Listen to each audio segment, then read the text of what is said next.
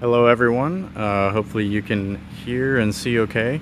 In today's scenario, well actually three scenarios, we're going to be looking at it in reference to this helicopter, working in this hangar over the summer, some of the risks that I've seen in the environment around me.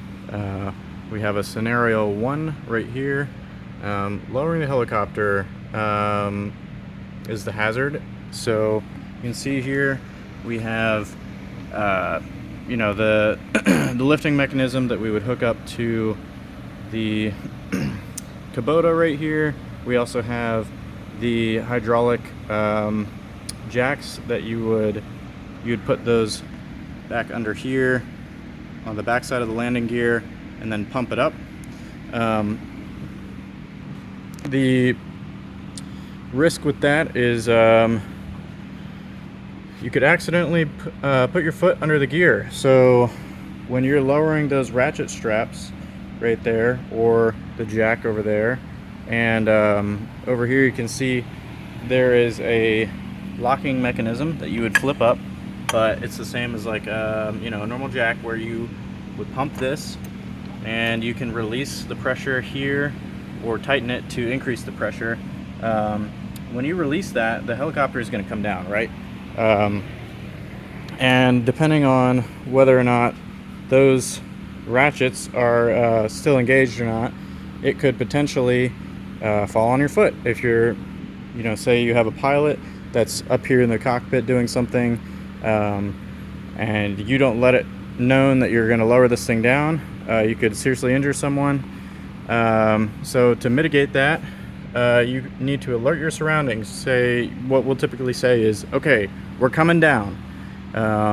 You look at yourself, you look at your surroundings, see if anybody is in the area that could be potentially a risk of getting their foot crushed or whatever. Just check it before you put it down. It takes like 30 seconds maximum. So we're gonna say here that this scenario number 1 is, on the scale of severity, we have OW, permanent OW, so permanent injury or death.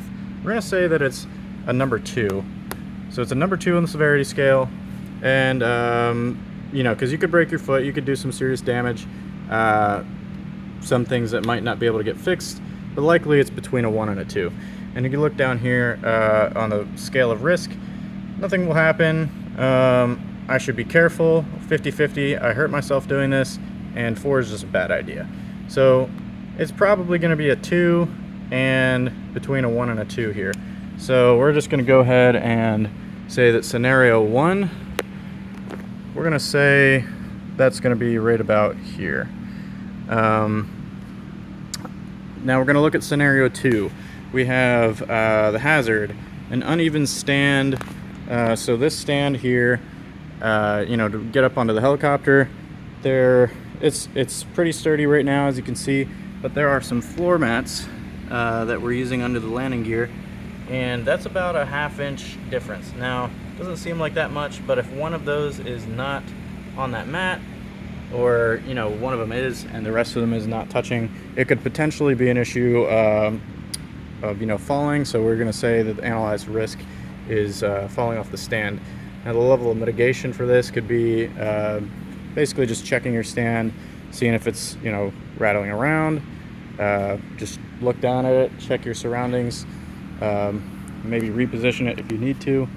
Not too difficult. So we're going to say the level of severity is probably a 1, and the risk is between a 1 and a 2. So we're going to put scenario 2 down here. In scenario 3, we're looking at a hazard of high sustained decibel levels from turbine engine. Now, depending on how far away you are from the aircraft, is going to affect how loud it's going to be. But generally, if you're nearby working on it, doing a ground run, etc., you want to be wearing some kind of a hearing protection device, whether that's your regular earmuffs or something that's going to be muffling that in some way. Your best bet is to put yourself some different distance between the helicopter or whatever aircraft it is, I usually will just wear some normal earmuffs if I'm outside the helicopter. So that analyzed risk is hearing loss. You can protect your ears from the exposure. That's your mitigation. So you know, that mitigation could just be something like these very simple 3M earmuffs, not super difficult. Yeah, so we're going to go ahead and put that on the matrix, and we're going to say that the residual risk is higher. You need to be careful. You could hurt yourself in the long run, so we're going to say it's between a 2 and a 3. The severity immediately, not going to kill you, might be permanent, but other than that, that's about it. So we're going to say that scenario 3 is here, close to a 2. You definitely should be careful.